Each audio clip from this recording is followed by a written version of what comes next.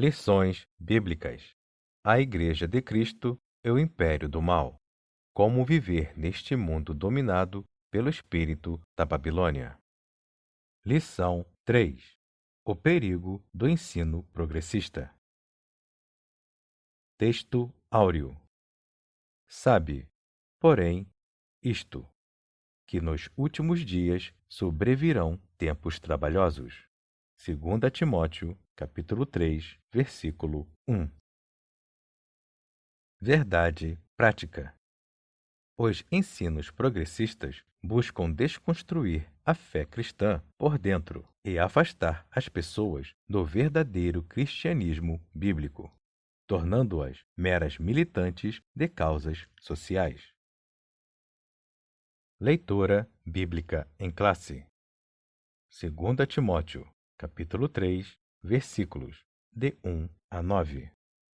Sabe, porém, isto, que nos últimos dias sobrevirão tempos trabalhosos. Porque haverá homens amantes de si mesmos, avarentos, presunçosos, soberbos, blasfemos, desobedientes a pais e mães, ingratos, profanos, sem afeto natural, irreconciliáveis, caluniadores, incontinentes, cruéis, sem amor para com os bons, traidores, obstinados, orgulhosos, mais amigos dos deleites do que amigos de Deus, tendo aparência de piedade, mas negando a eficácia dela. Destes, afasta-te, porque deste número são os que se introduzem pelas casas e levam cativas mulheres nécias carregadas de pecados, levadas de várias concupiscências, que aprendem sempre e nunca podem chegar ao conhecimento da verdade. E, como Janes e Jambres resistiram a Moisés, assim também estes resistem à verdade, sendo homens corruptos de entendimento e réprobos quanto à fé. Não irão, porém, avante, porque a todos será manifesto o seu desvario, como também o foi o daqueles. Introdução. Nesta lição, veremos que os ensinos progressistas enfraquecem a autoridade da Bíblia. Suas heresias propagam que as Escrituras contêm erros, que Deus não é soberano e que o sobrenatural é um mito. São indiferentes à doutrina bíblica do pecado, relativizam os valores morais e defendem a necessidade de ressignificar a fé cristã. Por conseguinte, seus ensinos progressistas resultam na descaracterização do cristianismo bíblico. Nesta oportunidade, verificaremos alguns de seus heréticos conceitos e os meios espirituais pelos quais a Igreja deve resistir aos seus efeitos maléficos. Tópico 1. Descaracterização do cristianismo. 1. A deterioração moral. A expressão bíblica últimos dias faz alusão ao período anterior à volta de Cristo, sendo retratado como um tempo extremamente difícil. O apóstolo Paulo alerta que o comportamento humano estará associado à impiedade, caracterizada pela profunda degradação moral. Por isso, a lista paulina é uma descrição da escalada dos pecados na sociedade. O enfraquecimento da doutrina bíblica e o relativismo, que não aceita norma moral absoluta, instigam a má conduta da humanidade. O atual e alarmante crescimento do pecado é uma indicação de que já vivemos esses últimos dias. Não obstante, apesar das investidas heréticas, a Bíblia nos adverte a viver em santidade em qualquer época da jornada cristã. 2. A erosão da ortodoxia. O ensino progressista representa um ataque teológico à ortodoxia bíblica. Suas teses reduzem o texto bíblico a um mero registro de experiências religiosas. Desse modo, o fundamento da fé cristã é questionado, isto é, a autoridade bíblica é rejeitada e suas verdades negligenciadas. O conteúdo doutrinário cede espaço para a cultura, o entretenimento e, ao resultado, a qualquer custo. Os cristãos tornam-se mais amigos dos deleites do que amigos de Deus. A vida em igreja fica desprovida do poder do Espírito, sendo incapaz de ser instrumento de transformação do caráter das pessoas. Portanto, não podemos negociar a verdade de que a Bíblia é a única revelação escrita de Deus, dada pelo Espírito Santo, capaz de constranger a consciência dos pecadores. 3. A corrupção da fé. Com o caráter humano maculado e a corrosão da ortodoxia, promovidos pelo progressismo no ensino, o cristianismo e a fé bíblica são descaracterizados. Não por acaso, o apóstolo Paulo acrescenta às práticas dos falsos cristãos a repulsiva conduta da luxúria e de várias concupiscências. Os hereges cativam as pessoas por meio da sedução e do engano. Escravos que são das paixões, eles acreditam que os prazeres do corpo não podem contaminar a alma. Por isso, os pecados morais, a libertinagem e o abuso do corpo são tolerados, tais como a prostituição, a ideologia de gênero, as drogas, o aborto, o relativismo moral e etc. A rebeldia e a ausência de genuína conversão os impedem de alcançar o conhecimento da verdade. Por fim, o engano desses mestres e seus seguidores será objeto do juízo divino. Sinopse 1. A deterioração moral, a erosão da ortodoxia e a corrupção da fé são elementos que descaracterizam o cristianismo bíblico. Tópico 2. As teorias progressistas. 1. A desconstrução da Bíblia. O ensino progressista é o desdobramento do liberalismo teológico.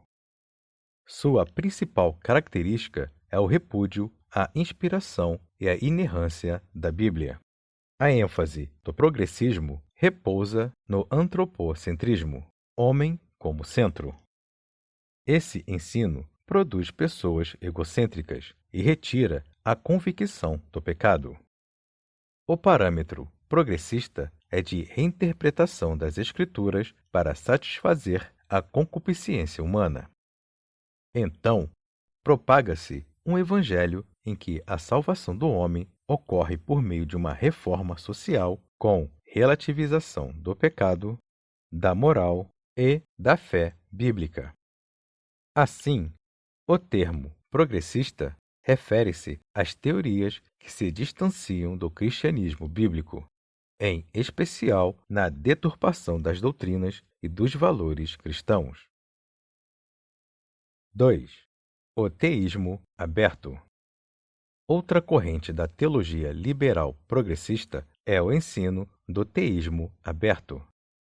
Nessa teologia, Deus é limitado, não conhece o futuro em detalhes, não exerce o controle absoluto sobre o universo e nem sobre a vida humana. Afirma-se que o conhecimento divino das coisas que estão por acontecer depende das ações livres dos homens. Rejeita-se o conceito de presciência em que Deus sabe todas as coisas antecipadamente. Nessa heresia, Deus foi surpreendido pelo pecado no Éden e forçado a redesenhar a história. Essa ênfase extremada nas decisões do homem sacrifica a soberania de Deus, e a autolimitação divina anula o que a Bíblia ensina sobre a queda e a corrupção do gênero humano, afetando assim a doutrina da providência divina e da presença do mal moral no mundo. Logo, embora seus postulantes não reconheçam publicamente, a conclusão é bem lógica. Se Deus não é soberano, então não faz sentido orar a Ele. 3. A teologia da demitologização. Em 1958, Rudolf Bultmann propôs um programa de demitologização do texto bíblico. O mito é uma história de caráter religioso que não tem fundamento na realidade e que se destina a transmitir um conceito de fé. Para esse teólogo alemão, havia mitos na Bíblia e era preciso separá-los da verdade. Nesse pensamento, o céu e o inferno, a tentação, os demônios e a possessão demoníaca passam a ser vistos como mitológicos. Até a doutrina da concepção, do nascimento virginal e a promessa da vinda de Cristo são classificados como mitologia. Nessa teologia, a Bíblia só é crível se dela forem extirpados os milagres, os sinais e outras revelações sobrenaturais. Em oposição a esses disparates, ratificamos que a Bíblia é a verdade plena de Deus, atestada pelo Espírito Santo, sustentada pela história e confirmada por milhões de pessoas alcançadas pela fé em Cristo. Sinopse 2. As teorias progressistas passam pela desconstrução da Bíblia, pelo teísmo aberto e pela teologia liberal. Tópico 3. Refutando o ensino progressista. 1. Reafirmando a autoridade bíblica. Em refutação ao ensino progressista, é indispensável reafirmar a doutrina da inspiração divina, verbal e plenária da inerrante Palavra de Deus e validar o princípio de sola scriptura, instituído na Reforma, que estabelece a Bíblia como a única regra infalível e autoridade final de fé e prática. Nessa direção, Lutero advertia sobre a necessidade de distinguir entre o que foi entregue por Deus nos textos sagrados e o que foi inventado pelos homens no contexto da pesada tradição romana na Idade Média. Armínio, por sua vez, alertava que a perfeição das Escrituras é solapada quando sua verdade é negada ou reinterpretada. Desse modo, a autoridade bíblica é ratificada quando se oferece resistência à presunção das ideologias humanas em acrescentar ou retirar alguma coisa das Escrituras. 2. Ensinando as doutrinas bíblicas. A grande comissão confiada à Igreja consiste em fazer e ensinar discípulos. Compreende uma ordenança proclamadora e um mandato educacional. A incumbência é tanto de formação quanto de transformação de indivíduos. É responsabilidade da Igreja evangelizar o mundo e ensinar as doutrinas bíblicas. Em vista disso, Paulo exorta a necessária dedicação ao ensino. A atividade é essencial para instruir, expor e corrigir o erro. Essa atuação é primordial na transformação da velha natureza, formação do caráter cristão, resultando no genuíno crescimento de uma igreja espiritualmente saudável e doutrinariamente bíblica. 3. Enfatizando a santificação. O fortalecimento da autoridade bíblica e o aprendizado das doutrinas cristãs precisam estar atrelados a uma vida de santidade. O verbo santificar vem do grego agiazon, que significa separar, purificar, consagrar. O adjetivo santo é a tradução do vocábulo agios. Desse modo, a santificação é a operação do Espírito Santo em manter o crente separado do pecado e consagrado a Deus. É a continuação da obra iniciada na regeneração, quando o salvo recebe novidade de vida e se estende até o dia da glorificação do crente. A ênfase está na obediência à palavra de Deus, no abandono das concupiscências e numa vida de retidão moral em toda a maneira de viver. Sinopse 3.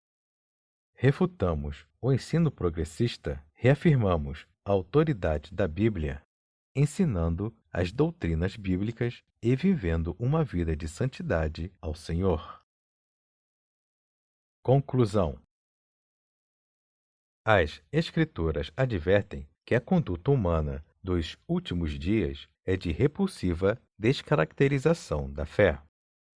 A heresia progressista critica as Escrituras, promove o enfraquecimento da ortodoxia, instiga a frouxidão moral e afasta as pessoas do verdadeiro cristianismo. Contudo, a postura da Igreja não deve ser de inércia, mas de resistência à iniquidade. A defesa da fé ocorre quando os valores imutáveis e atemporais da Bíblia são exercitados pelo poder de Deus na vida diária do crente salvo.